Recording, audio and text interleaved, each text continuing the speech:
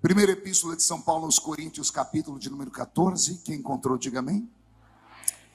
Segui a caridade e procurai com zelo os dons espirituais, mas principalmente o de profetizar. Porque o que fala língua estranha não fala aos homens, senão a Deus, porque ninguém o entende, e em espírito fala de mistérios. Mas o que profetiza fala aos homens para edificação, exortação e consolação. O que fala língua estranha edifica-se a si mesmo, mas o que profetiza edifica a igreja. Versículo 14 do mesmo capítulo. Porque se eu orar em língua estranha, o meu espírito ora bem, mas o meu entendimento fica sem fruto. Eu gostaria que a igreja lesse esse versículo comigo. 1, 2, 3. Porque se eu orar em língua estranha, o meu espírito ora bem, mas o meu entendimento fica sem fruto. Amém, igreja?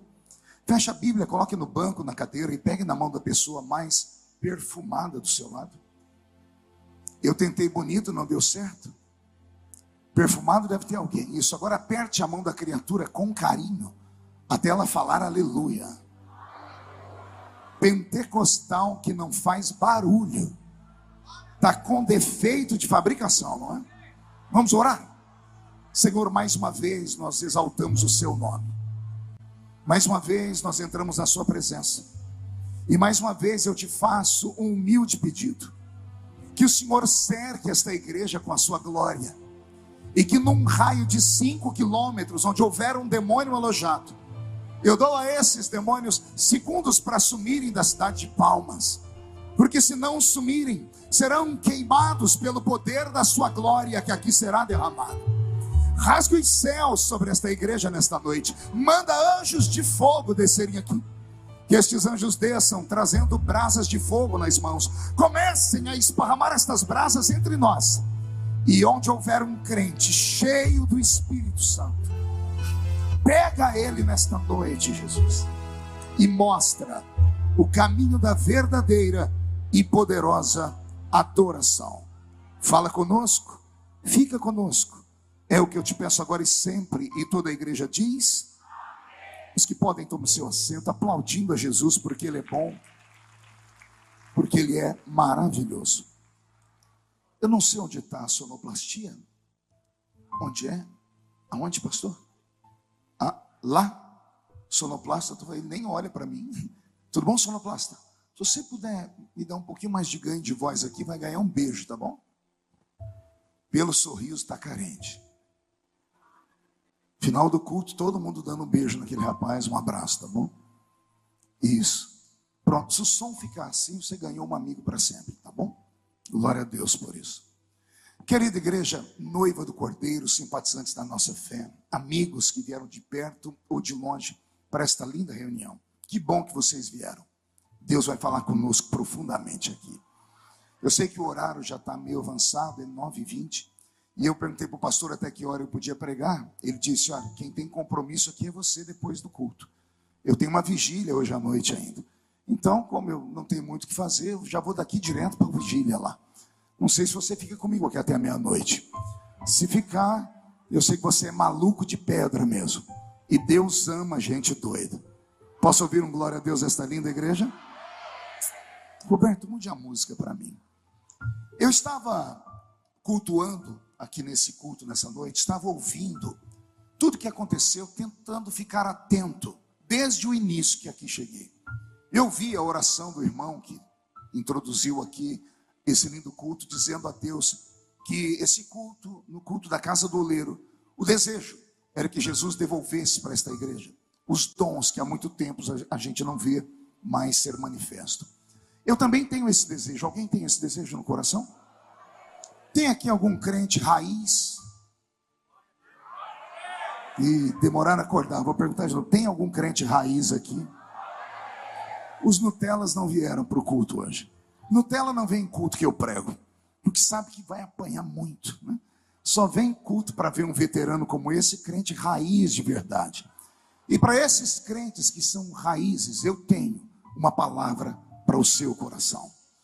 Jesus está voltando, e isso não é surpresa para ninguém. O mundo está regurgitando, o planeta Terra está sucumbindo.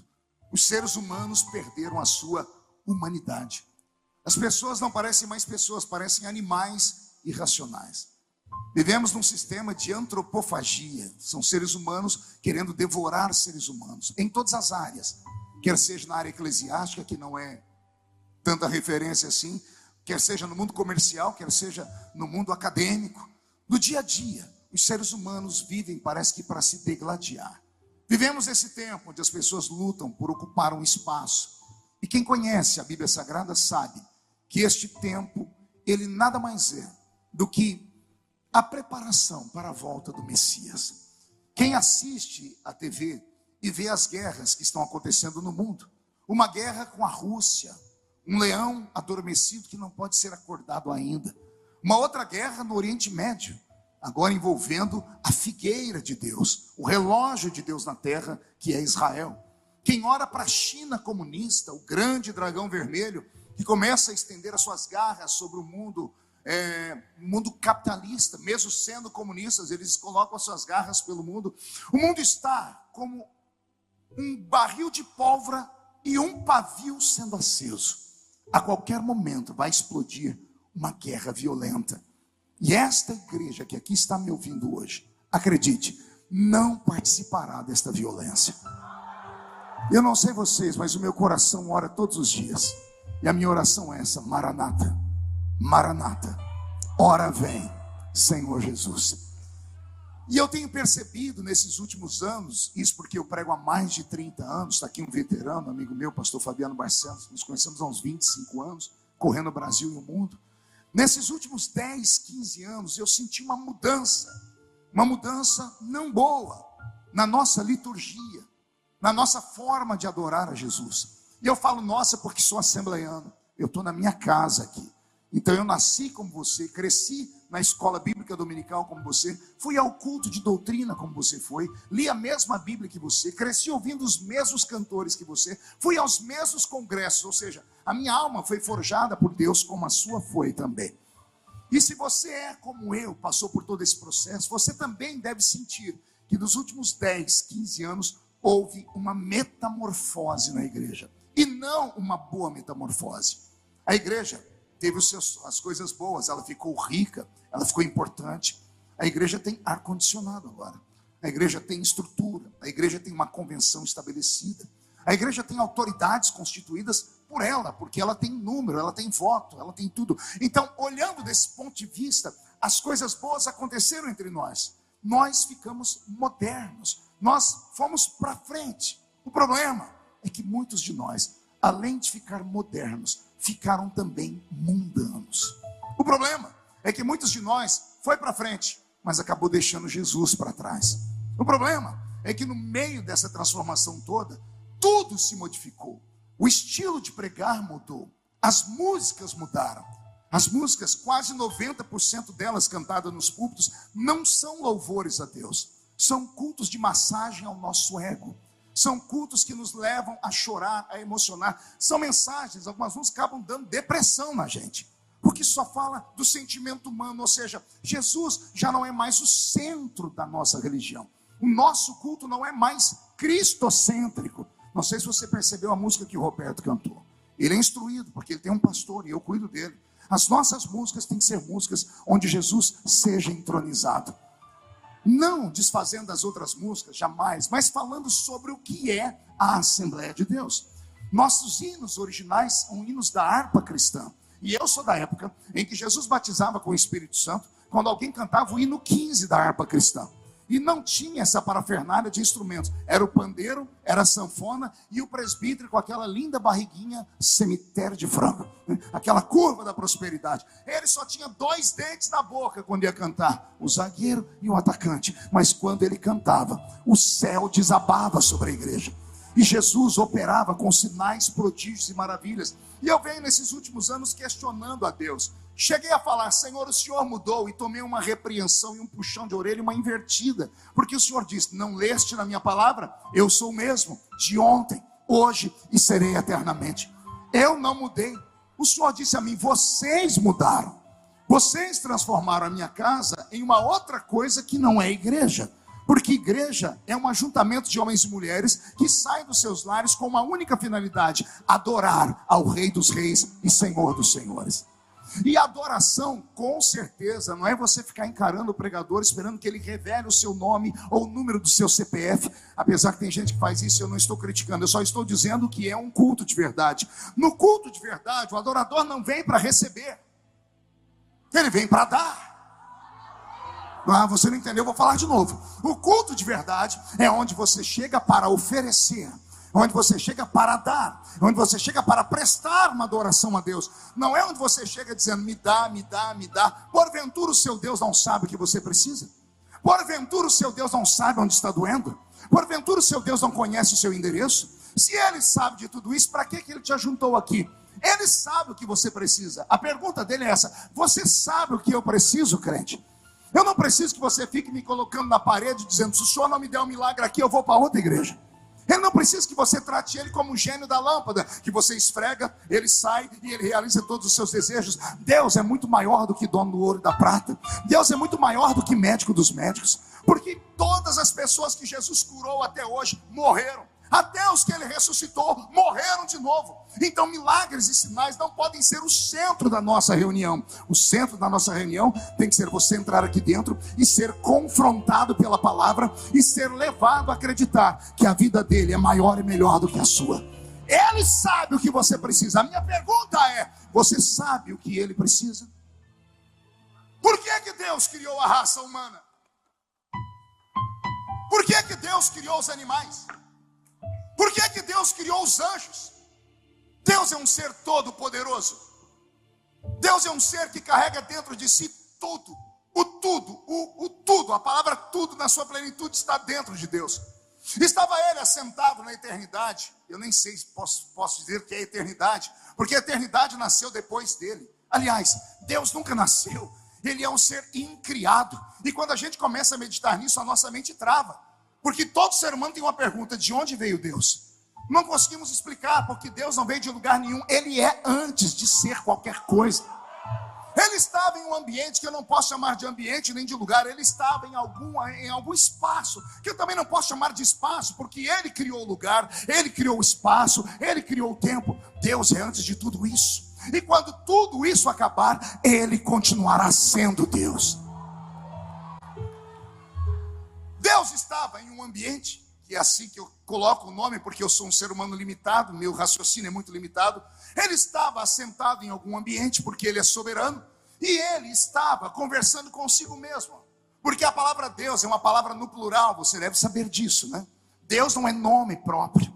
Deus é um apontamento para uma divindade. O nome dele é Yahvé. O nome dele é um nome impronunciável na língua hebraica. É cheia de palavras que mal se consegue pronunciar.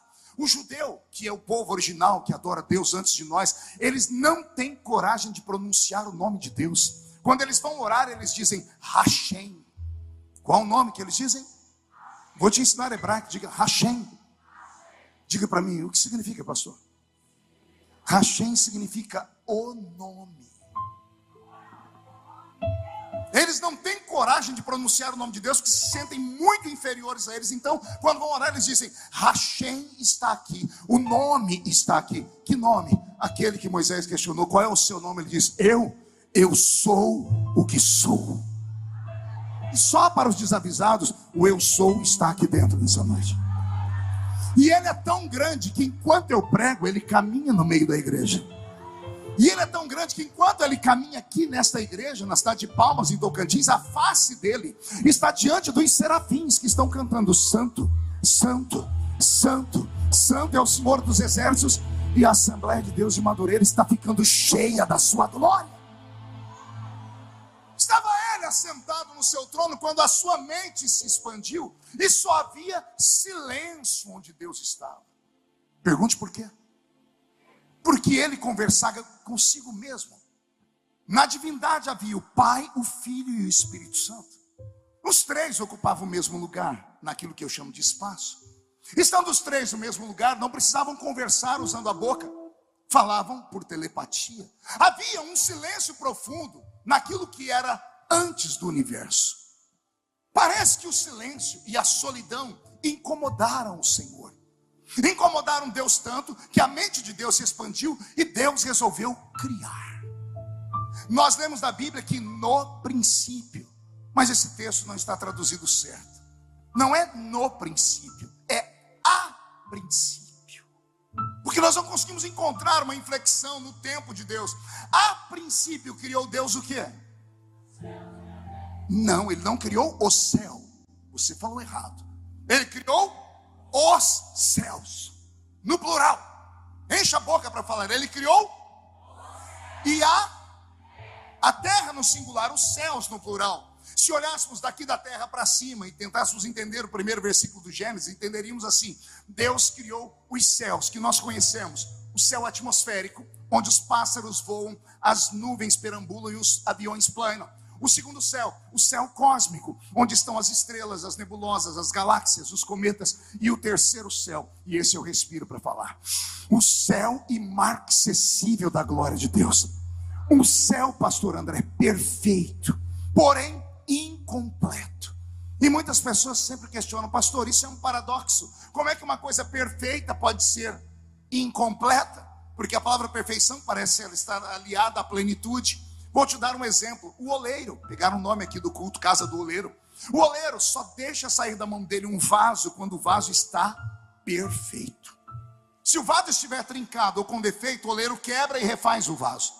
Ele manda o vaso para o forno. Quando o vaso volta, ele analisa e diz: o vaso está perfeito.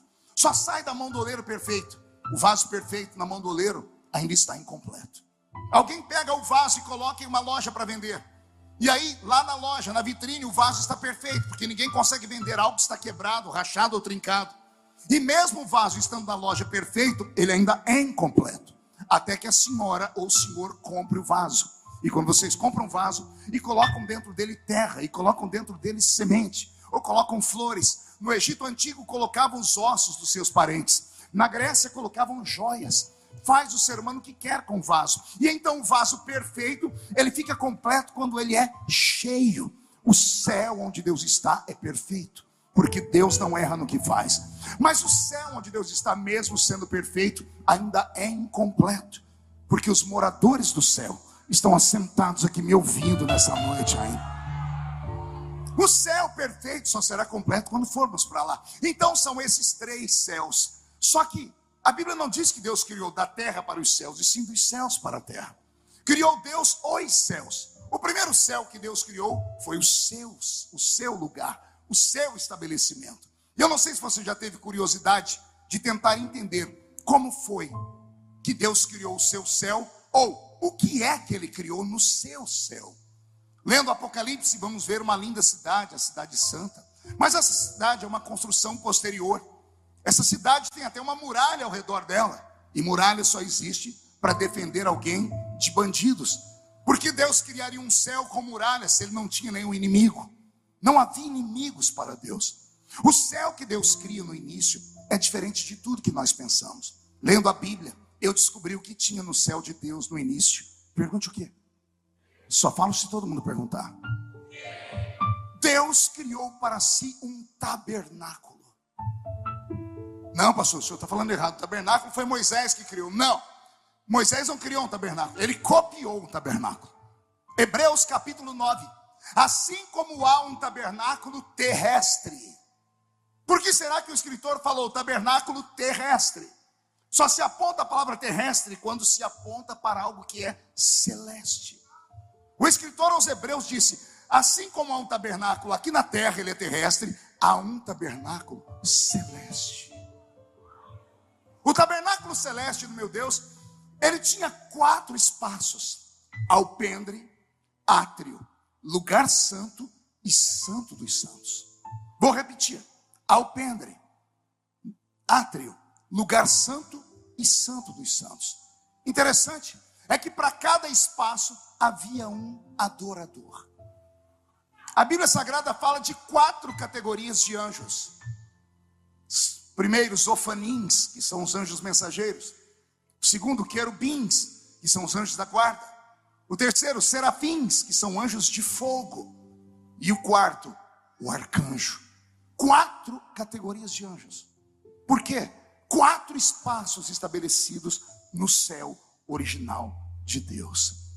Pastor, por que Deus deu a Moisés o tabernáculo da terra? Você se lembra da história? Moisés tirou o povo do Egito, sim ou não? Tirou o povo do Egito e por 10 vezes se apresentou diante de Faraó, sim ou não? Nas 10 vezes Deus mandou sobre a terra uma maldição, uma praga, sim ou não? Alguém lembra do que Moisés falava para Faraó? Deixa o meu povo ir para o deserto adorar. Vou falar de novo. Moisés chegava em Faraó e dizia: deixe o meu povo ir para o deserto adorar. Não era para ir para o deserto vender, comprar, comer, beber, descansar, tomar banho, ficar de férias. Deixa o meu povo ir para o deserto. E Deus deixou. Quando o povo chegou no deserto, Israel não sabia adorar. Se perderam no deserto. Por que não sabiam adorar? Passaram 430 anos no Egito. 430 anos vendo os egípcios adorarem os seus deuses. De Baal, Astarote, Azera, Marduk. Aos deuses da Mesopotâmia antiga, como Horus, como Diana, como poderosa Ísis, Sete, Anubis e os deuses daquele mundo antigo. Os egípcios eram idólatras. E os deuses do Egito tinham 2 qualidades, ou melhor, 2 características. Primeiro, eles tinham aparência. Segundo, eles tinham um endereço fixo. Imagine 430 anos, quase 11 gerações. O pai, o filho, o neto, o avô, o bisavô, o tataravô. Daqui para lá eu não consigo acertar mais. São quase 11 gerações. Todas as gerações dentro do Egito aprisionados. Em todos os dias de santos, eles vendo os egípcios adorarem deuses que tinham aparência e endereço. Aparência e endereço. Isso entrou dentro dos judeus. Quando Deus levou eles para o deserto e Moisés disse: chegamos no deserto, adorem a Deus. Eles não sabiam adorar. Eles não sabiam se adoravam para frente, se adoravam para trás.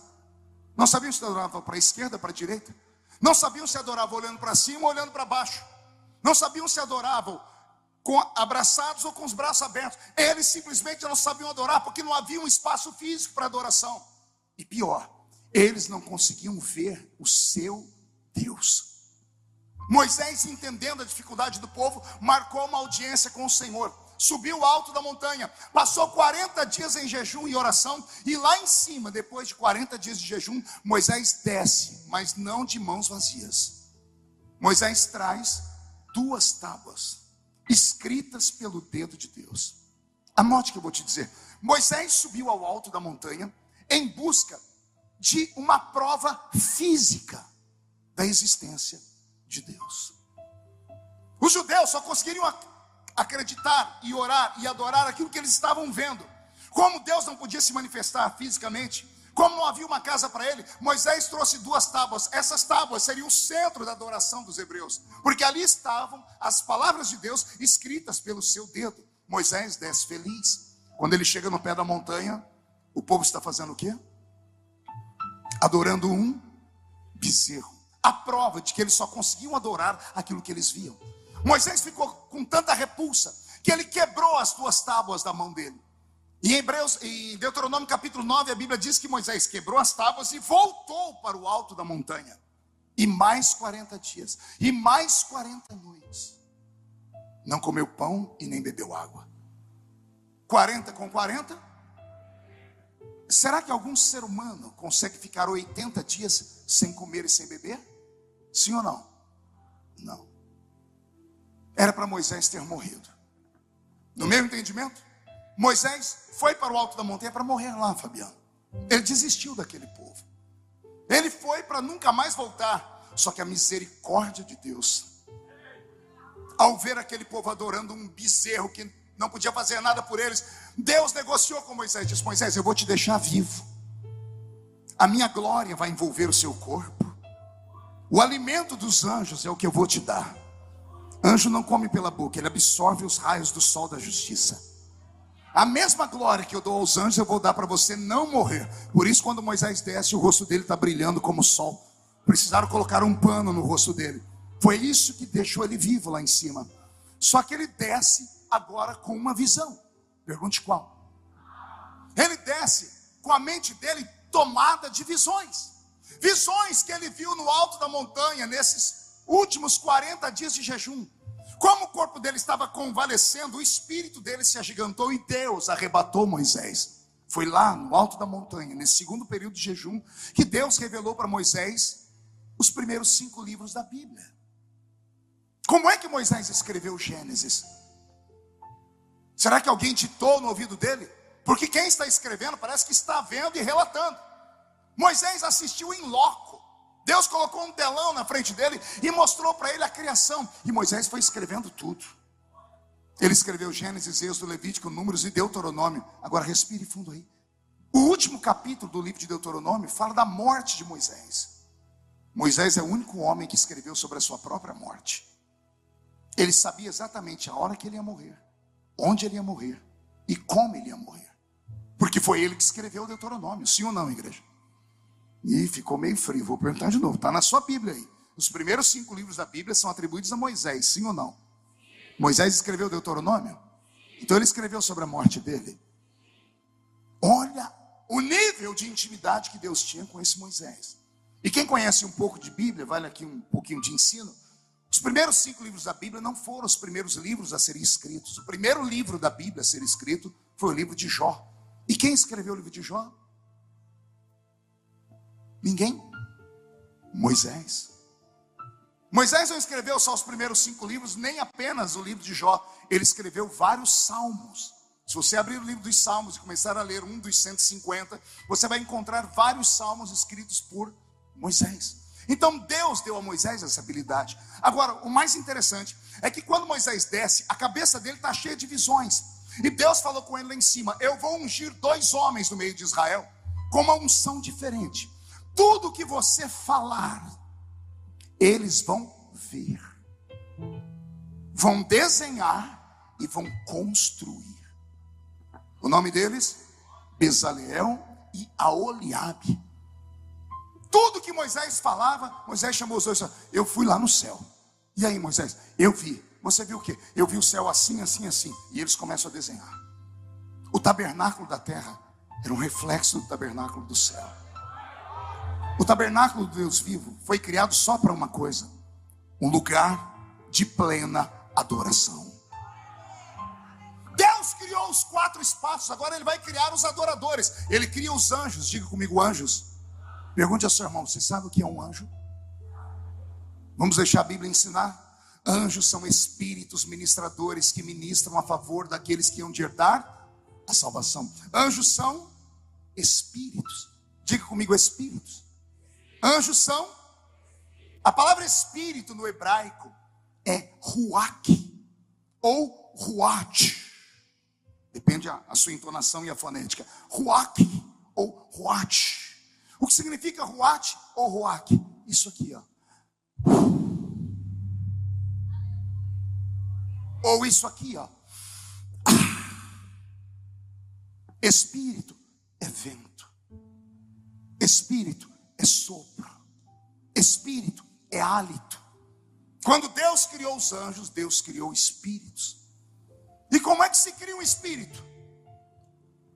Tudo que é criado é feito a partir de uma matéria-prima. Qual é a matéria-prima dos anjos? O próprio Deus.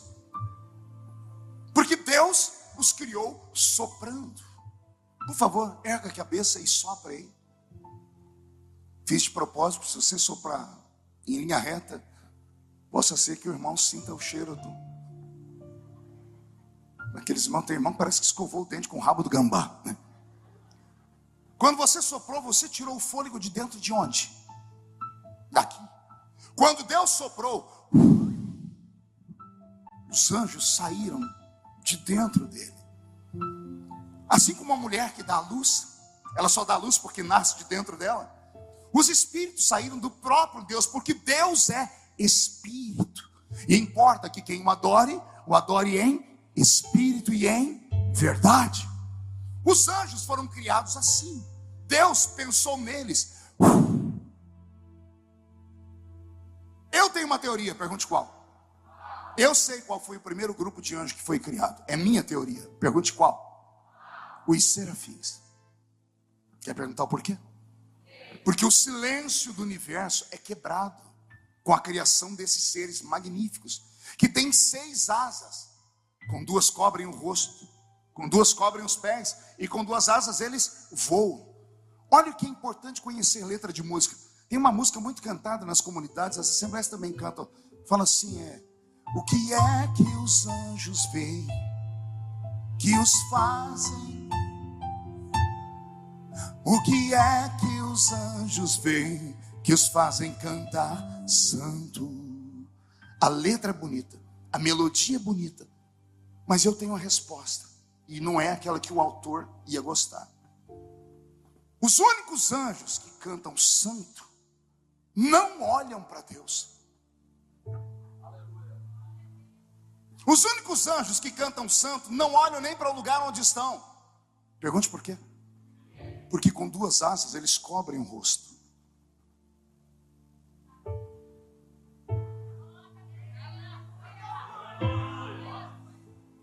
Eles não precisam ver nada para cantar santo. Aqui está o segredo. Porque tem gente que só adora se ver. Os serafins não precisam ver. Pergunte por quê? Porque eles sentem. Está entendendo aí? Os serafins adoram não porque veem, porque eles estão diante de Deus. A Bíblia diz em Hebreus 12 que Deus é um fogo devorador, um fogo consumidor.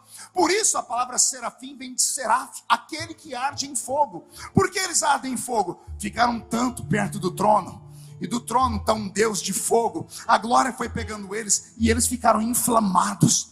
Para não ficarem cegos, eles colocaram as asas na frente do rosto. Para não queimarem os pés, eles cobriram os pés com as asas. E com 2 asas eles voam. E eles cantam: santo, santo, santo, santo, santo, santo. Imagine o universo em silêncio. O primeiro som do universo foi esse: santo, santo, santo, santo, santo. Isso encheu o coração de Deus. A alegria foi tão grande que Deus então resolve criar a 2ª classe de anjos. Pergunte quais? Os querubins. A palavra querubim vem de querube. Querube é guarda. Mas esses anjos guardavam o quê? Eles guardavam a adoração dos serafins. Eles não deixavam o som sair lá de dentro. Eles cercavam e diziam assim: santo é só Ele, santo é só Ele, santo é só Ele, santo é só Ele. Os querubins são aqueles que guardam a adoração. E quando eles guardaram a adoração, e o Senhor ouviu os serafins cantarem santo, possivelmente os querubins também começaram a cantar santo, santo. Aí Deus teve uma ideia brilhante. Pergunte qual? Ele resolveu criar um anjo diferente. Aí ele criou um querubim, mas ele chamou esse é um querubim ungido da guarda. Para esse anjo Deus deixou 3 capítulos no livro de Ezequiel, só em elogios e puxões de orelha. O Senhor disse a ele: tu eras a mais bela de todas as criaturas. Não havia nenhuma criatura como você. Ninguém se vestia como você. Ninguém caminhava como você pelas pedras afogueadas. Nenhuma criatura era como você.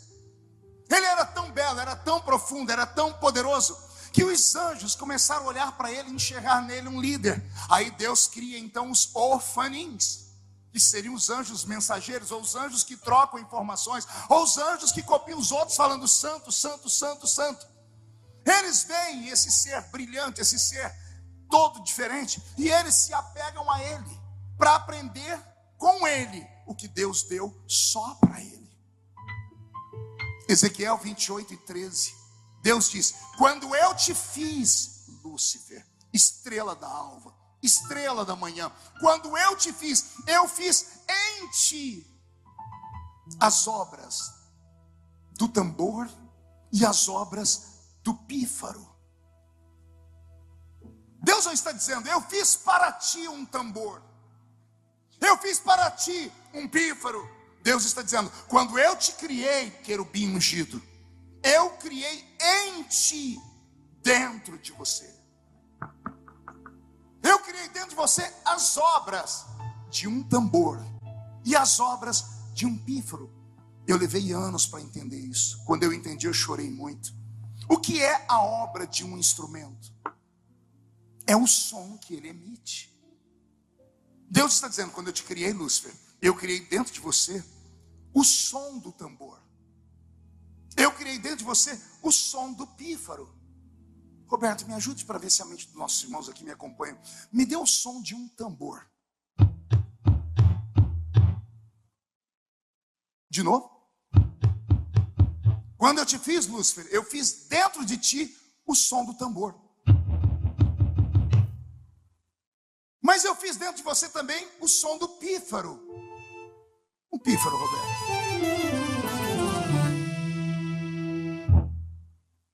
O pífaro. O tambor. O pífaro. O tambor. Instrumentos vazios, solitários, não tem acorde nem harmonia. Mas Deus não diz que fez um e depois fez o outro. Só diz: quando eu te fiz, eu fiz em ti, simultaneamente, as obras do tambor e as obras do pífaro.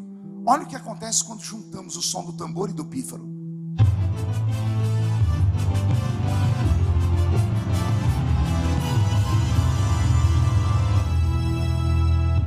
Você entendeu? Quando você junta o som de um instrumento com outro instrumento, você cria uma harmonia. E a harmonia tem nome. A melodia tem nome. Chama-se música. Olha que coisa bonita. Você vai entender porque Lúcifer ficou tão cheio de si. Quando Deus criou Lúcifer, Deus criou dentro dele a música. Por isso os nossos velhos pais sempre falaram que Lúcifer era o regente do coral. Com base no quê? Onde está escrito isso? Eu li a Bíblia 33 vezes de capa a capa. Nunca encontrei Lúcifer regendo nada. Mas os nossos pais sempre falaram que Lúcifer era o regente de um coral. Quem já ouviu isso? Por que eles falavam isso? Porque aprenderam com os missionários que vieram da Suécia. Porque os missionários da Suécia estudavam a Bíblia na língua original e entenderam que Lúcifer não era só um anjo, ele era um ser musical. A música estava dentro dele. Meu entendimento é isso, preste atenção. Lúcifer vai andar, ele não andava, ele emitia som. Ele vai andar, ele vai abrir as asas. Isso empolgou os anjos. Os anjos olharam para ele e ficaram de queixo caído. Os anjos quiseram aprender a música. E é Lúcifer que traz a música, a baila ao universo. A música não nasce na terra, a música nasce no céu. Pastor, eu já li a Bíblia, os filhos de Tubal ou de Jubal, Caim, eles eram os pais da música. Não, eles foram ensinados. A música não nasce na terra, porque tudo que o homem faz é imperfeito. A música é perfeita. Você conhece as 7 notas musicais? Se lembra? Vamos voltar lá na 6ª série. Quais são as notas musicais? Dó. Esse último dó é por sua conta. São só 7. De novo, 1, 2, 3. 7. Pergunte ao irmão do seu lado: o número 7 te faz lembrar de alguma coisa? Aleluia. O número 7 é o número da perfeição. O homem não faz nada perfeito, mas o Eterno faz. Ele cria as coisas perfeitas.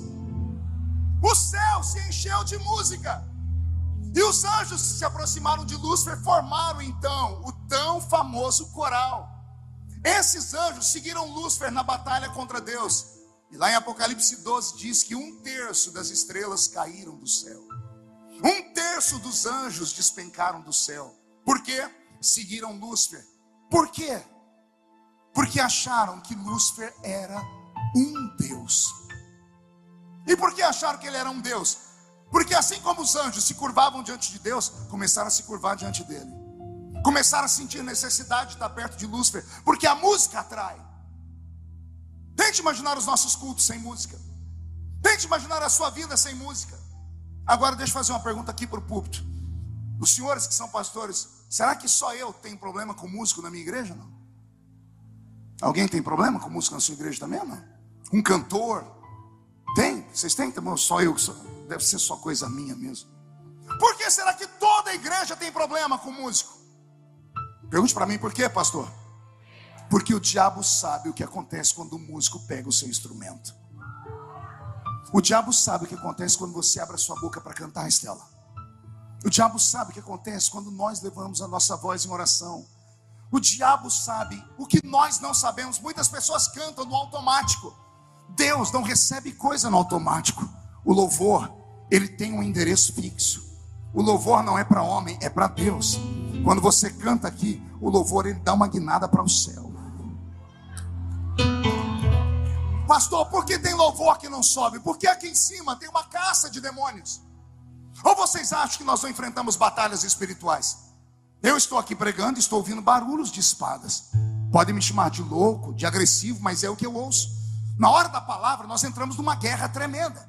É muito mais fácil ouvir louvor e música do que ouvir a palavra. Mas o que cura o crente, o que firma ele, não é o louvor, é a palavra. Por que na hora da palavra tudo trava? Porque os demônios cercam o céu aqui. Eles cercam o céu e travam a batalha com os anjos. E nem toda a igreja compreende batalha espiritual. E os crentes vão se entregando ao silêncio. Vão ficando calmos, vão ficando calados, vão cruzando os braços. Aí enfiam essa desgraça desse chiclete na boca. Aí cruza o braço e masca o chiclete. Aí cruza a perna junto também. Aí pega o celular e fica mexendo nele. Aí fica conversando com o irmão do lado. Aí fica trocando carícias com a namorada ou com o marido dentro da igreja. Aí depois termina o culto, vai lá fora, reúne meia dúzia de crentes que tem a língua do tamanho da minha gravata para falar. O culto estava pesado. O pregador não estava bem. O cantor estava em pecado. Meu Deus, não vou vir mais essa igreja. Ei, criatura, o problema não sou eu. O problema não somos nós do púlpito. O problema é um conjunto de situações que acontecem aqui dentro. As pessoas entram na igreja e não sabem o que estão fazendo dentro da igreja. As pessoas entram dentro da igreja e não têm reverência. E não tem aptidão de entender que esse lugar não é outro lugar senão a porta dos céus. As pessoas deveriam entender o que Paulo disse na carta aos Coríntios: quando vocês se reúnem, nada acontece. Mas quando vocês se reúnem, e uns têm salmos, louvores, e outros têm testemunho, palavra, aí vocês saem da terra e entram nas regiões celestiais. As regiões celestiais estão a um passo de nós. E talvez aqui esteja o grande segredo, e daqui a pouco eu chego lá, mas eu estou no processo da criação. Deus criou os anjos para quê? Para acabar com o silêncio e a solidão que ele sentia. Os anjos cantavam e glorificavam a ele, e ele se alegrava no alto monte da congregação, até que o maestro caiu com o seu coral. Quando o maestro caiu com o seu coral, houve silêncio no céu. A Bíblia fala até o tempo, 30 minutos de silêncio. Houve 30 minutos de silêncio no céu. Um dia para o Senhor é como? 1000 anos para o Senhor é como? Calcule o tempo que levou esse silêncio. Sem música, sem louvor, sem nada. O Senhor estava em silêncio. Até que a mente de Deus se expandiu de novo. E ao se expandir, Deus veio a esse universo. E ele então criou os outros 2 céus. O céu cósmico. Como é que ele cria o céu cósmico? Gênesis capítulo 1, verso 3. Aí está o Big Bang. Para você mostrar para o seu filho, para ele discutir com o professor de ciências dele. Porque o professor de ciências diz que o universo foi criado através de uma explosão chamada Big Bang. Só que ninguém sabe de onde veio a explosão. Eu sei, está na Bíblia, Gênesis 1 e 3. Disse Deus, haja luz. Vou falar de novo. E disse Deus, haja luz. Que luz é essa? Porque o sol e a lua são criados no 4º dia da criação. Que luz é essa que Deus está criando? Os átomos. Os átomos, os íons, os elétrons, o que provoca e cria a matéria, que dá junção à matéria. Então Deus cria a matéria a partir daí, e o mundo material começa a crescer. Stephen Hawking, aquele físico britânico que morreu numa cadeira de roda, ele era tetraplégico, com óculos assim. Ele dizia que o universo é um corpo que se expande desde o seu nascimento, ele vai crescendo e não para de crescer mais. Desde o dia que Deus gritou, haja luz, o universo começou a se expandir através da matéria. Deus criou o segundo céu, que seria o céu cósmico. Aí então ele criou a terra. Ao criar a terra, ela está sem forma e vazia. Então a Bíblia Sagrada diz que Deus vem a esse planetinha, ele dá um grito com a terra e diz, terra, se separe das águas e saia do seu meio o firmamento. A palavra firmamento são gases. Esses gases criaram a nossa atmosfera. E é essa atmosfera que cerca o nosso planeta, onde nós temos o oxigênio. A terra está irrigada com oxigênio, então ela começa a gerar coisas verdes. E a terra vira um grande campo de futebol, um matagal verde com árvores frutíferas. E Deus ficou feliz. Então Deus resolve criar vida. Aí ele olha para a terra e diz, terra, eu criei os anjos a partir de mim e não deu certo. Tombaram. Então você vai criar vida. E a terra começa a criar os animais. Os animais são diferentes dos anjos. Os anjos têm espírito, porque são um sopro da boca de Deus. Os animais racionais não têm espírito, não são espírito. Eles têm uma alma. A Bíblia chama eles de alma vivente. Pergunte a mim, o que é alma, pastor? Sentimentos. O que é espírito? Intelecto. Espírito é psique, alma é desejo. Os animais têm alma, mas não têm espírito. Os animais têm sentimentos. Você já chegou em casa de viagem, depois de um dia de trabalho, aí o seu cachorrinho, quando te viu, ele começa a abanar o rabinho, daqui a pouco ele faz xixi. Quem já viu isso? Por que o cachorrinho faz xixi? Emoção. Animal tem alma, só que animal não tem inteligência. Como não tem inteligência? Deus criou esses seres para adorar o nome dele também. Pastor, o senhor é louco? Não, está escrito. Deus criou o cachorro para louvar a ele. Deus criou a vaca para louvar a ele. Deus criou o elefante, a girafa, os pássaros. Está escrito, o último versículo do Salmo 150. Todo ser que tem fôlego, louve a quem? Louve ao Senhor. Animal tem fôlego, eles louvam ao Senhor. Não foi Deus numa discussão filosófica com Jó que gritou, Jó, quem é que escuta o canto do filho do urubu quando ele tem fome? Deus escuta o canto do filho do urubu. Quando os animais louvam e cantam, Deus dá a eles o alimento. Ah, você não entendeu, vou falar de novo. Por isso que os pardais não precisam plantar, nem precisam colher. Deus dá a eles o alimento, porque eles louvam o Senhor quando acordam. Eles cantam. Os cachorros, todos os sons que são criados nesse nosso mundo pelos animais, são louvores a Deus. São louvores quase perfeitos. Eu disse o quê? Pergunte por quê? Porque o louvor perfeito tem que sair do coração. Os animais louvam sem saber que estão louvando. Eles não têm entendimento. O som deles é uma cantata. Já entrou numa floresta à noite? Já viu a orquestra sinfônica somada do grilo com o sapo, com o farfalhar das árvores, os ventos batendo? É uma orquestra sinfônica. Já viu o canto de uma baleia? Já viu o canto de um golfinho? Já viu um canto de um sabiá? É perfeito, é tudo lindo. Seria um louvor perfeito se os animais soubessem o que estavam fazendo, mas eles não sabem, porque Deus não deu a eles espírito, porque o espírito é o intelecto. Os anjos adoravam sabendo, os animais racionais adoram sem saber. Deus não ficou feliz. Do que adianta ser adorado se eles não sabem quem eu sou? Então eu preciso criar o adorador perfeito. Oh, glória. Eu preciso criar um adorador perfeito. Os anjos não foram perfeitos, os animais racionais também não. Eu preciso criar um adorador que seja perfeito. Deus deve ter falado consigo mesmo. Os anjos eu criei assim. Sentado no trono eu estava, sentado fiquei. Os animais eu criei assim. Terra gere os animais. Sentado no trono estava, sentado eu fiquei. Esse adorador eu vou criar com a minha mão. Deus desceu no Éden. O Tigre estava aqui e o Eufrates aqui, os dois rios. Em um deles, Deus cravou a mão no fundo do rio e pegou a argila. Eu imagino Deus colocando a argila na sua frente, ele sentado em uma pedra, olhando para a argila, olhando para as águas, olhando para o espaço, dizendo: eu preciso de um modelo para fazer esse homem.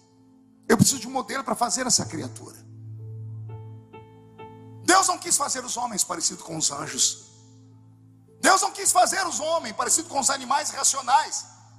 Apesar que Charles Darwin morreu gritando que o avô dele era um chimpanzé. Problema dele, o meu não era.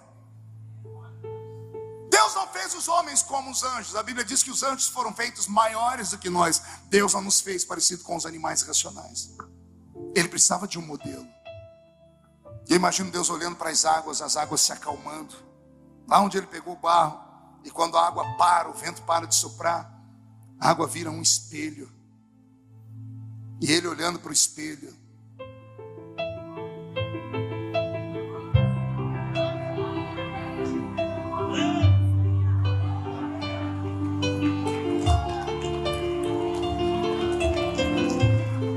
Ele se viu.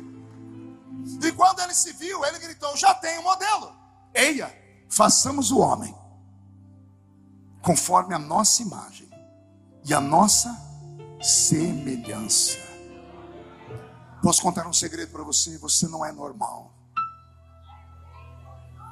Você não é comum. Você não é o verme do carrapato. Você é um sonho de Deus materializado. Você é a cara de Deus. O ser humano é a única raça do mundo que carrega no corpo a impressão digital da mão de Deus. Entendeu isso ou não? Tem que ser inteligente para entender o pastor. Por quê, pastor? Porque Deus te fez com a mão dele. A marca de Deus está em você. Por isso o diabo te odeia. Por que você acha que o diabo quer que uma mulher pareça homem? Por que você acha que o diabo quer que o homem pareça uma mulher? Por que você acha que o diabo agora colocou na cabeça das pessoas que elas podem ser um cavalo, podem ser um gato, pode ser uma árvore, pode ser uma pedra, pode ser o Satanás? Porque é a forma que o diabo encontrou de ludibriar o homem, falar para o homem assim: você não é imagem de Deus. Você é só um ser metamorfo, você é só um ser amorfo, você é só um ser jogado às traças. Eu não sou isso, eu não sou um indigente, eu sou filho. Eu vou falar de novo, eu sou filho. Eu vou falar de novo, e eu acho que eu estou pregando para outros filhos aqui. Se você é filho de Deus, como é que você consegue ficar nessa reunião com essa cara feia, parecendo que foi batizado num pote de vinagre? Se você é filho de Deus, como é que você consegue ficar nesse culto há horas com esse olho seco, parecendo olho de sapo que morreu no dia de enchente? Se você é filho de Deus, por que você não consegue adorar o nome dele? Vai ficar mesmo com essa boca travada, essa boca de aço, essa língua de ferro e esse queixo de concreto.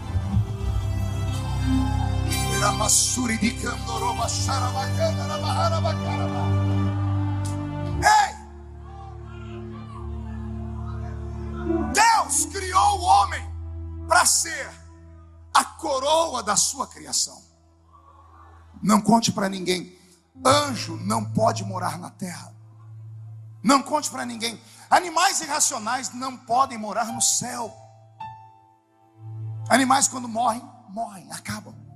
Anjos não podem morrer porque são espíritos feitos a partir do próprio Deus, então não podem morrer nunca. Quando se afastam de Deus, sofrem uma transformação e viram demônios. Nem demônios nem anjos podem morar nesse planeta. Pergunte por quê? Eles são espíritos. E o nosso mundo é físico, matéria. Se tiver um demônio aqui do meu lado, por mais forte que ele seja, ele não consegue tocar em um fio de cabelo meu. Vou falar de novo. Se houver um demônio aqui do meu lado agora, querendo me atormentar, ele não consegue. Porque ele é espírito. Ele não pode tocar em mim porque eu sou físico. Pastor, mas por que o demônio atormenta os homens aqui? Porque os donos da terra emprestaram seu corpo para ele. O diabo só pode operar nesse planeta se ele tiver um corpo emprestado para ele. Aí ele usa seres humanos. Mas fora isso, ele não pode ficar nessa atmosfera, nem nesse lugar. Você está vendo algum anjo aqui dentro? Mas eles estão aqui ou não? Estão, e por que você não vê? porque eles são de outro plano. Anjos não podem morar na terra, eles visitam a terra. Quando você acorda, ele está lá do seu lado. O anjo do Senhor acampa ao redor daquele que o teme e o livra do mal.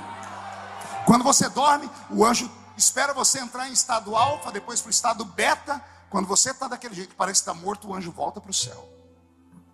Vai diante do sol da justiça se alimentar. E a glória de Deus alimenta os anjos. E os anjos voltam a brilhar, para no dia seguinte estar no seu pé de novo, lá do seu lado. Anjos não podem morar aqui. Animal irracional nunca vai morar no céu. Só o Papa Francisco que fez uma encíclica dizendo que os cachorros que morrem vão para o céu dos cachorrinhos. Não existe céu para cachorro, porque cachorro não tem espírito. A vida deles começa aqui e termina aqui. Então preste atenção, hein? Anjo não mora aqui, mora no céu. Animal irracional não mora no céu, mora na terra. Anjo visita a terra, mas mora no céu. Animal irracional nem o céu visita, vive na terra. Anjo fica lá, animal irracional fica aqui. Eu estou pregando para a única raça do mundo que vive aqui.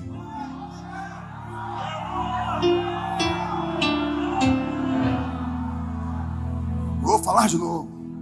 Eu estou pregando para a única raça que vive aqui, e qualquer dia desses vai viver lá. Amém até aqui, igreja? Deus criou o homem à sua imagem, à sua semelhança, sim ou não? Adão nasceu criança ou adulto? Adulto. Adão tinha umbigo ou não? Não. Adão sabia falar, sim ou não? Sim ou não? Deus falava com Adão? Adão, onde estás? Senhor, eu vi que estava nu e me escondi. Quem te disse que estava nu? A mulher que tu me deste me deu do fruto para comer. Adão falava com Deus, sim ou não? Respire fundo. Em qual idioma?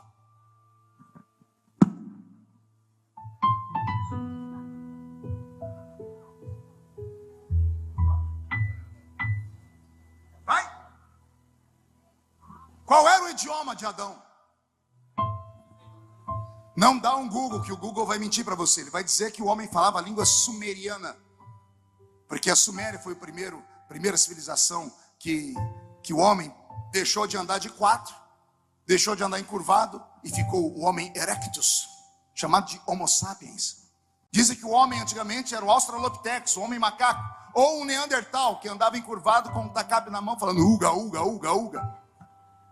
Não, Adão não era nem Australopithecus, Adão também não era Neandertal. Adão era imagem e semelhança de Deus.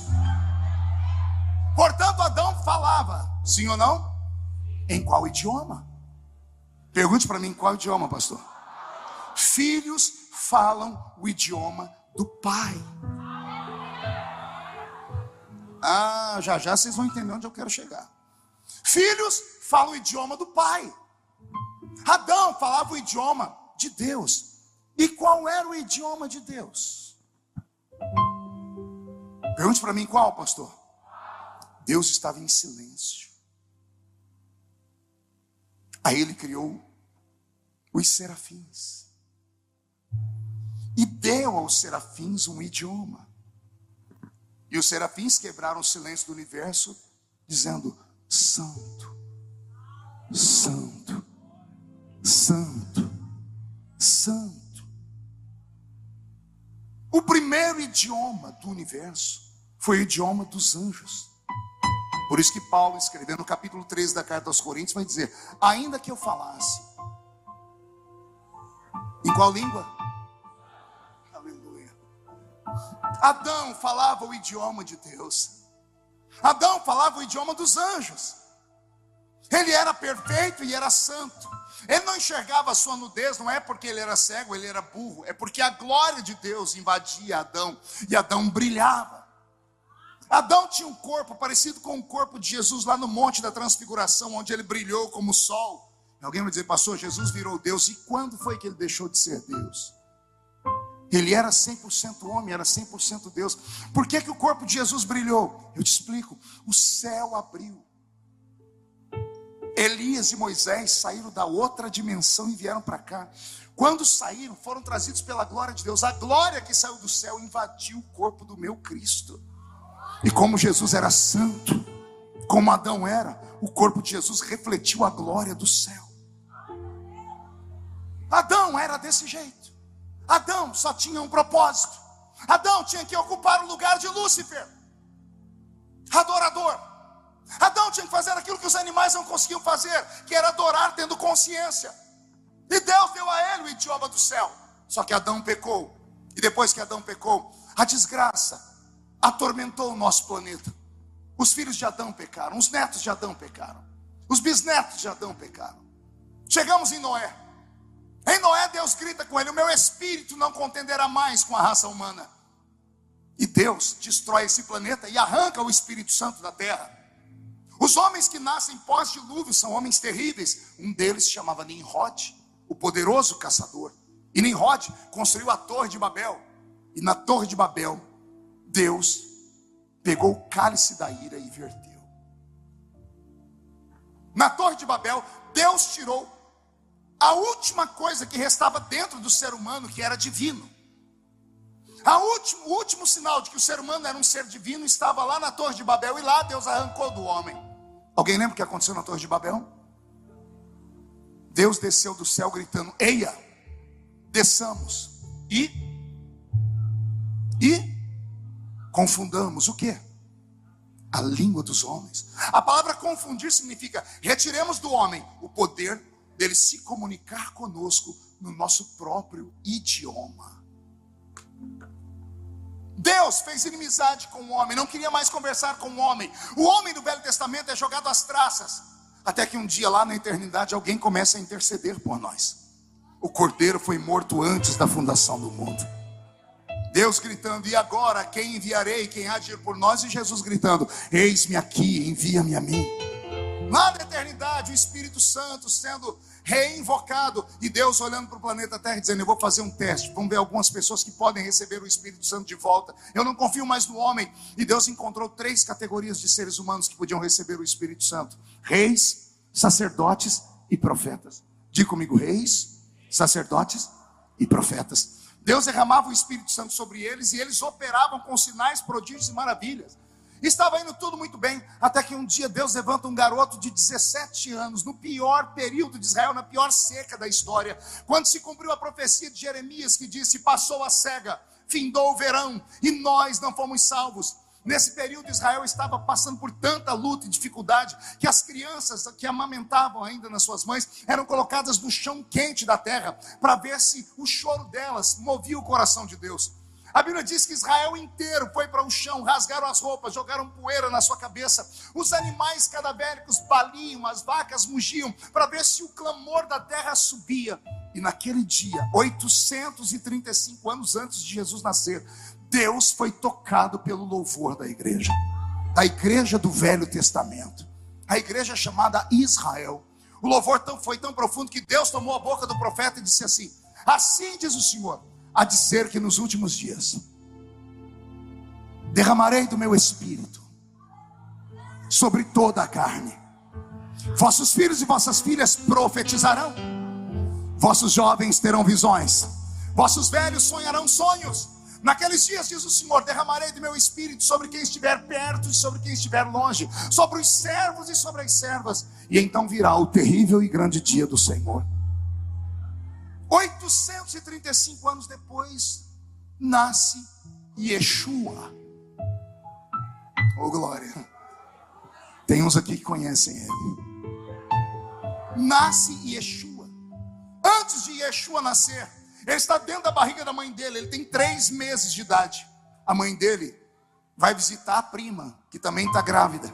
E a prima tem 6 meses de gravidez. Maria tem 3, Isabel tem 6. Quando elas se abraçaram, Yeshua tocou no bebezinho que estava na outra barriga. E a Bíblia diz: e o menino João ficou cheio do Espírito Santo dentro da barriga da sua mãe. Depois pergunto por que somos contra o aborto. É por isso, porque crianças que estão dentro da barriga da mãe podem ser cheias do Espírito Santo. Yeshua chegou trazendo para a terra tudo que o homem havia perdido. Jesus cresce nesse nosso planeta, ele faz coisas extraordinárias, e os homens matam ele. E quando os homens matam ele, no dia da sua morte, ele dá um grito na cruz: consumado está. Nas suas mãos eu entrego o meu espírito. E tendo dito isto, a Bíblia diz que ele expirou. Ao expirar, a Bíblia diz: houve um terremoto na terra. E o terremoto partiu Jerusalém no meio.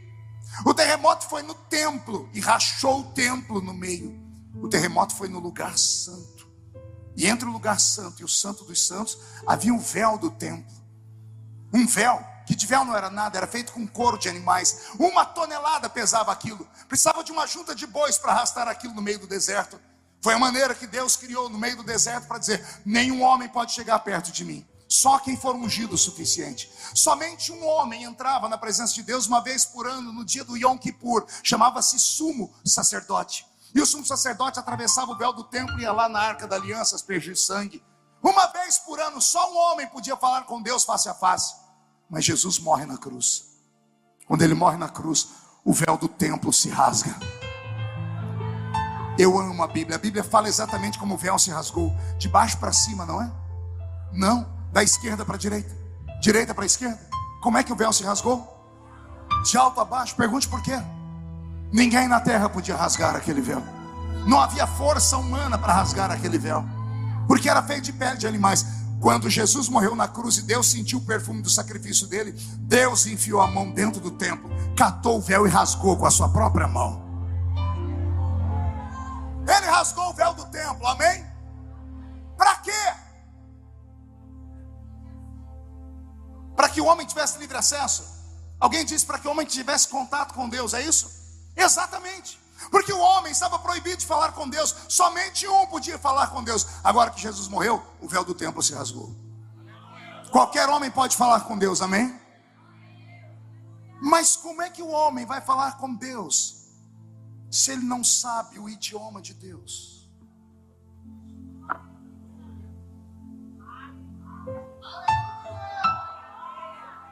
Vai, pense aí. O véu do templo está rasgado. Qualquer um pode falar com Deus, amém? E por que ninguém foi falar? Aí Jesus ressuscita. 40 dias, 500 testemunhas viram ele. Em Lucas 24, 49, ele começou a dar dicas. Ficai em Jerusalém, até que do alto sejais revestidos de poder. Atos dos Apóstolos, capítulo 1, verso 8. E há de ser que descerá sobre vós o poder do Espírito Santo, para vocês serem minhas testemunhas em Jerusalém, Samaria, Judeia e até os confins da terra. João capítulo 20, verso 21 e 22, Jesus chegou nos discípulos e fez assim, olha.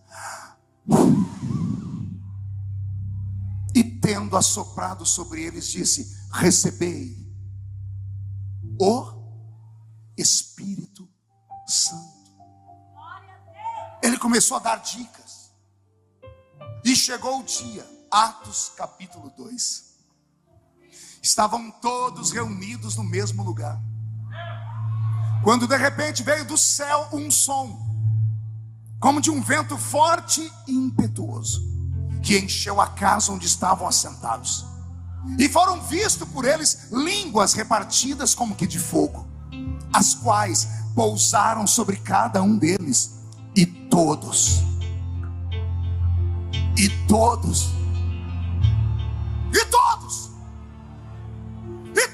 foram cheios do Espírito Santo e começaram a falar em outras línguas, conforme o Espírito Santo lhes concedia que falassem. Em Atos capítulo 2, Deus devolve para o homem o idioma que Adão perdeu no Éden. O homem volta a falar em línguas. E ninguém entendia o porquê. Eles viam sinais e não compreendiam. Pedro, sem falar em línguas, negou Jesus diante de uma vendedora de púrpura. Depois que falou em línguas, pulou no meio de uma multidão e defendeu o povo que estava orando, dizendo: aqui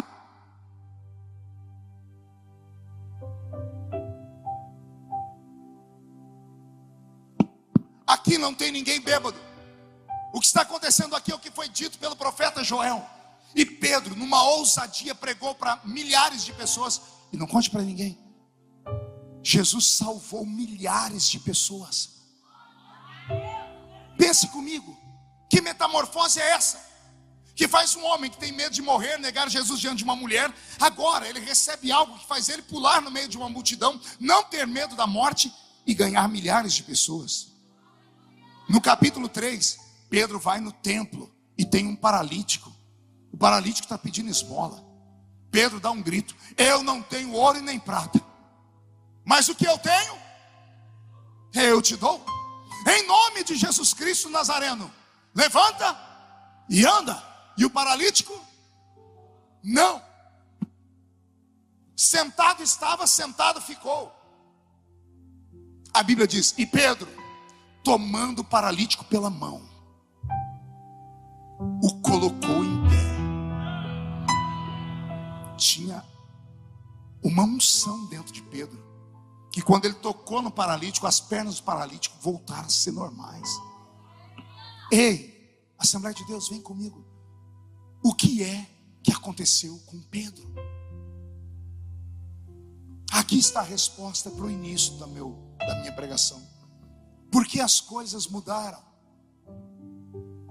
Como é que os nossos pais tinham poder? Como é que os nossos velhos assembleianos, que não tinham cultura, não tinham dinheiro, não tinham Bíblia de estudo, tinham só a igrejinha de madeira, e a pessoa entrava doente e saía curada, entrava paralítica e saía andando, entrava cega e saía vendo? O que é que eles tinham que nós não temos? Não é fé. Eles tinham comunhão. E não eram uns com os outros, eles tinham comunhão com Deus. Os nossos velhos falavam em línguas estranhas. Por quê? Porque quem fala em línguas não fala a homens, senão a Deus. Porque só Deus entende. E Paulo é quem vai sistematizar a doutrina das línguas, tentando ensinar a igreja. Jesus te deu um poder e você não sabe usar ele. Paulo vai dizer: quando você fala em línguas, você pode incomodar quem está à sua esquerda e à sua direita, o problema é deles. Quando você fala em línguas, você edifica a si mesmo. Na meia dúzia, entendeu? Vou ter que desenhar. Quando você fala em línguas, você edifica a si mesmo. O que é edificar? É construir. O crente que ora em línguas, ele vai construindo algo sobrenatural sobre a vida dele. Quando você fala em línguas, você não fala a homens, homens não entendem. A Bíblia diz que quem fala em línguas fala direto com Deus. Paulo explica: quem fala em línguas fala em mistérios. Pergunte para mim: o que é mistério, pastor? Se eu soubesse, não era mistério. É mistério. Pastor, mas eu não entendo nada. Paulo ensinou isso no versículo 14 que eu li com vocês. Quando eu oro em línguas, a minha mente fica sem fruto. O que é ficar sem fruto? Ela não entende nada, mas o meu espírito, o que é que está escrito? O meu espírito ora bem. Vou falar de novo. Quando eu falo em línguas, a minha mente fica sem fruto, mas o meu espírito, ele ora bem. O que é orar bem? Há um mistério nas nossas línguas, e o diabo tem roubado isso. O barulho do Pentecoste, que a irmã cantou aqui no seu louvor, da igreja barulhenta, foi transformado. Para fazermos barulho, temos que ter muitos instrumentos, ou palmas, ou uma ginga, ou um louvor bem pesado. O barulho que a igreja ficou conhecida não era barulho de instrumentos, era barulho de vozes, era barulho de gritos. A marca do assembleiano é o fervor. Eu vou repetir: a marca do assembleiano é barulho, é fervor, é adoração. Mas não é uma adoração comum, é uma adoração extravagante. Nós não crescemos nesse país porque os nossos pais eram deputados, senadores. Nós não crescemos no nosso país porque os nossos pais eram ricos e importantes. Nós crescemos nesse país porque os nossos pais eram canelas de fogo. Eram tomados pelo Espírito Santo. Quando se reunia 2, 3 ou 4 crentes orando, sai de baixo. Os demônios tinham que mudar da casa, da rua, da avenida.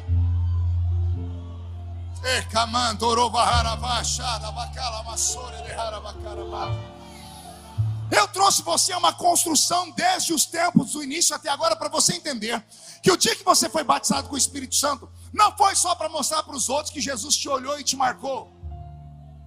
As línguas que Jesus te deu são um dom. O que é um dom? Uma dádiva. E para que Deus me deu esse dom, pastor? Para você falar com Ele. Não, você não entendeu. Ah, pastor, mas eu já falo com Ele. Sim, você fala em português. Aí tudo que você fala, o diabo anota do lado. Aí até chegar lá em cima, ele já botou 60 mil demônios na frente. Por isso a resposta não chega. Mas quando você ora em línguas, como existem milhares de anjos e cada um fala uma língua, até o diabo entendeu o que você falou no início. Você já construiu 2, 3, 4 sentenças e Deus anotou no coração dele. E do jeito que você pediu, Ele vai te visitar e vai te devolver. Sabe qual era o meu sonho? Pergunte qual, pastor? Era ver acontecer em um culto onde eu prego o que aconteceu em Atos capítulo 2. Todos cheios do Espírito Santo. Sabe qual é o meu sonho? Acontecer num culto que aconteceu em Atos capítulo 10, quando Pedro chegou em Cesareia Marítima na casa de Cornélio. Só tinha ímpio lá dentro, só tinha adorador de imagem lá dentro da casa de Cornélio. Não tinha torcida organizada, não tinha levita, não tinha nada. Era Cornélio, a esposa, os filhos, os empregados e os amigos. Pedro começou a pregar. Vou deixar Pedro falar. E enquanto eu pregava, o Espírito Santo caiu sobre todos na casa de Cornélio. E todos foram cheios do Espírito Santo. Filipe, capítulo 4 de Atos dos Apóstolos. Filipe vai até Samaria cuidar de órfãos e viúvas. Ele era diácono, não conte para ninguém. O diácono começou a dar comida e roupa para o povo. E o povo, o que está acontecendo em Jerusalém? O diácono não aguentou, começou a falar. Jesus começou a batizar com o Espírito Santo, começou a curar os enfermos. E o povo, então mostra que tem cura mesmo. E Filipe começou a orar e Jesus começou a curar. Um diácono curando, heresia. Quando quiseram ouvir mais coisa, o diácono falou: espera aí que eu vou buscar meus pastores. Veio Pedro e João. A Bíblia diz: enquanto Pedro e João pregavam em Samaria, o Espírito Santo caiu sobre todos os que estavam lá. Todos! Atos capítulo 19. Paulo chegou em Éfeso, uma cidade da Grécia, e encontrou 12 crentes.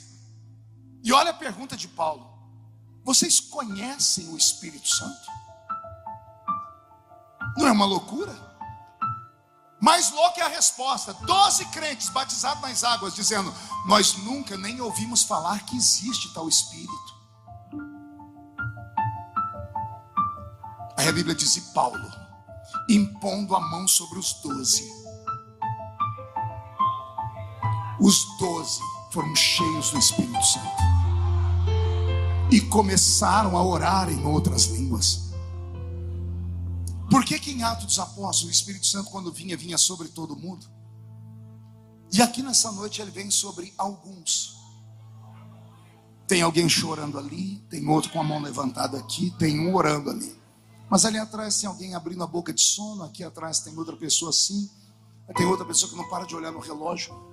Por que será que o Espírito Santo não faz mais hoje o que fazia no passado?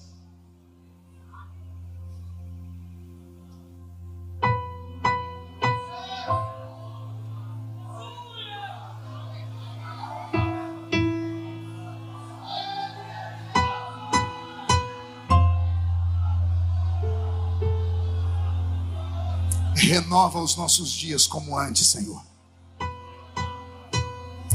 Me dê aqui dentro dessa igreja, nesta noite, 100 crentes.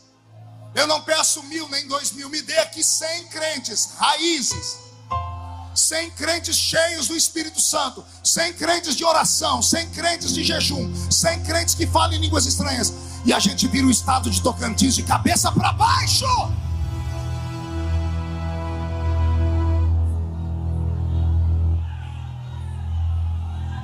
me conformo. Não me conformo em viver num país que se diz cristão. Num país onde, segundo o IBGE, nós somos mais de 40 milhões de evangélicos. Desses mais de 40 milhões de evangélicos, 95% são pentecostais. Mais de 30 milhões de pessoas que dizem falar na língua dos anjos, que são batizados com o Espírito Santo. Eu me recuso a aceitar que num país com mais de 30 milhões de crentes que falam em línguas estranhas, nós tenhamos o maior número de aborto do mundo. 1 milhão de bebês são jogados pelos ralos todos os anos. No país que tem tantos crentes cheios do Espírito Santo, nós temos 900 mil presos e 600 mil na rua esperando abrir uma cela para eles entrarem. Eu não aceito viver no país onde 30 milhões de crentes dizem que são cheios do Espírito Santo e em cada esquina existe uma boca de fumo. Eu não aceito viver numa igreja onde todos falam que são cheios do Espírito Santo e de repente os pecados mais cabeludos começam a ser descobertos. Gente matando o outro, gente estuprando. Tem alguma coisa muito errada acontecendo. O Espírito Santo está aqui nessa noite. Aqui não é a casa do oleiro. O oleiro está moendo o vaso. Ah, pastor, está doendo. É sinal que você está vivo ainda. Eu queria saber o que foi que aconteceu com você, que você ficou calado. Em qual esquina da vida você se perdeu? Em qual matéria de teologia você se esmerou para poder parar de ser fervoroso? Eu queria entender o que foi que aconteceu com você, que você não ora em línguas mais, você não chora mais, você não interpreta mais línguas estranhas, você não profetiza mais. Você chega na igreja, joga esse corpo pesado na cadeira, cruza as pernas, fica olhando o pregador, desafiando o pregador, esperando que o céu se abra como em um passe de mágica. Eu não sou mágico, eu não tenho varinha de condão na mão, eu não falo abracadabra, eu sou um guerreiro. Isso aqui é um quartel-general e você é um soldado. Eu sou um soldado com a patente mais alta. Me convidaram aqui para eu dar conta para vocês, explicar para vocês como é que eu aguento firme há mais de 30 anos nesse mundo servindo a Deus. E você acha que a sua luta é grande? Você quer trocar Jesus por tudo? Tudo comigo vai para o Jornal Nacional. A minha luta é grande. Agora, por que eu não caio? Por que ninguém vai conseguir dizer assim, ele perdeu a unção? Não. Porque desde criança, criado numa Assembleia de Deus, criado com Bíblia, tutano de Jeová, cresci ouvindo os hinos da harpa cristã, cresci nas vigílias, não era culto na madrugada, era vigília, joelho no chão, 1 hora orando. Levantava o presbítero, cantava um hino e falava, alguém teve alguma visão? Não, então vamos orar de novo.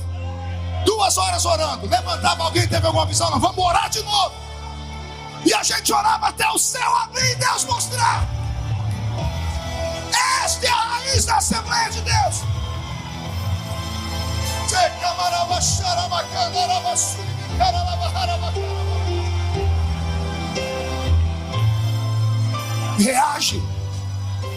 Reage nessa noite, reage. Sai da caverna, Elias. Destrava a sua alma, destrava a sua mente. Fale em línguas comigo nessa noite. Jesus, me dá um coral de línguas estranhas essa noite.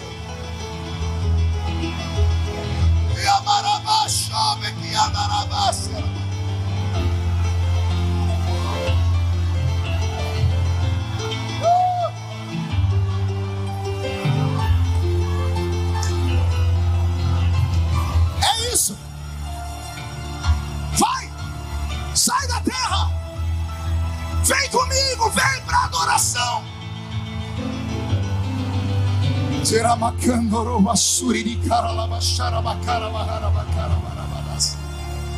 De pé toda a igreja.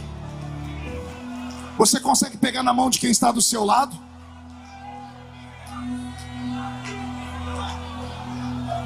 Por quê, pastor? Porque eu acredito em transferência de unção. Eu acredito acredito que se uma brasa de fogo estiver acesa, pegar uma brasa que está apagada, a brasa apagada pega fogo também. Eu acredito que o Senhor Deus não mudou e jamais vai mudar. Aquele que ora em línguas, ora bem. Então ora em línguas. Pastor, eu perdi. Você não perdeu. O diabo não tem poder para tomar nada de você. As línguas são suas desde o dia que Jesus te deu. Fale elas agora e mande o diabo para os quintos do inferno. Pastor, eu nunca falei em línguas. Então recebe o batismo com o Espírito Santo. Seja batizado com o Espírito Santo agora. Pastor, como é que eu faço para receber? Vai dando glória, vai dando glória. Vem navegar no oceano do Espírito. Espírito, Espírito, que desce como fogo. Vem como em Pentecoste e enche-me de novo.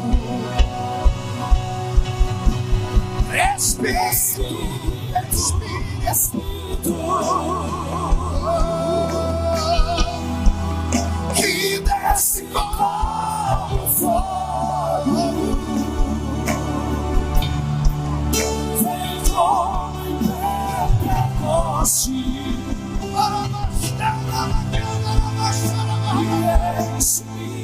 De novo, Espírito, Espírito, recebe, recebe, recebe agora. Que desce como fogo. Vem como em Pentecoste e enche-me de novo. Senhor, como profeta desta noite, a minha oração é que esta igreja viva o melhor momento da história dela. Que a Assembleia de Deus, Nação Madureira, aqui no estado de Tocantins, seja incendiada. Que o Senhor levante os profetas uma vez mais. Que onde esses crentes passarem amanhã, a sombra deles levante os paralíticos. Que onde a mão deles for colocada, os doentes sejam curados. Senhor, liberta a cidade de Palmas dos demônios. Eu profetizo que os demônios que mandam nas ruas e nos becos dessa cidade começaram a se mudar. Onde chegar um crente da Assembleia de Deus de Madureira, Senhor, os demônios vão sair. Zé Pilintra, Zé Pilantra, Chucaveira, Tranca-Rua, sai da cidade de Palmas.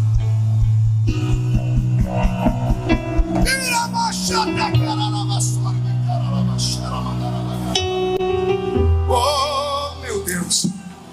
Como profeta de Deus esta noite, eu profetizo que as línguas que Jesus te deu fazem uma ligação direta entre você e o céu. Recebe línguas, recebe variedade de línguas.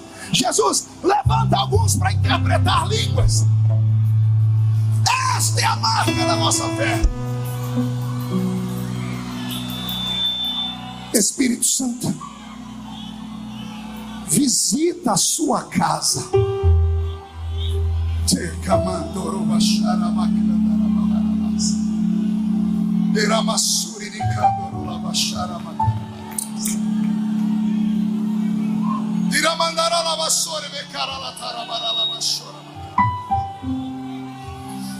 Para encerrarmos, levante a mão direita para o céu comigo.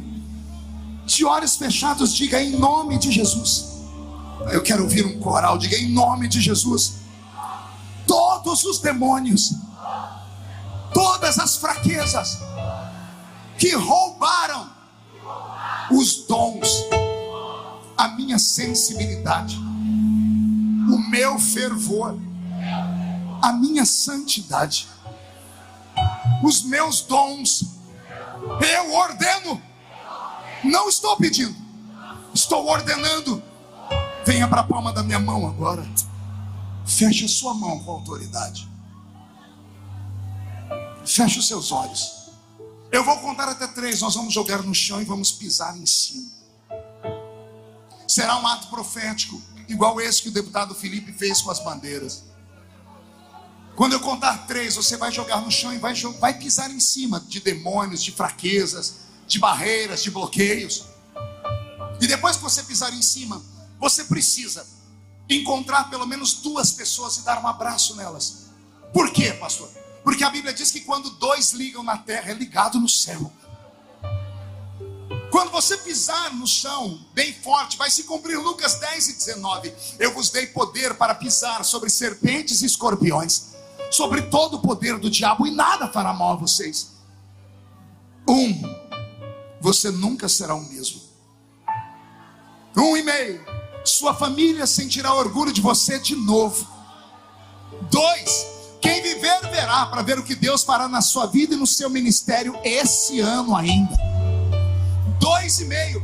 Esta igreja vai crescer a 100 por 1. 2,75. Palmas será conhecida como a capital do batismo com o Espírito Santo. 3. Jogue no chão, pise em cima. Jesus vem buscar uma igreja. Eu não sou daqui, pra casa voltar.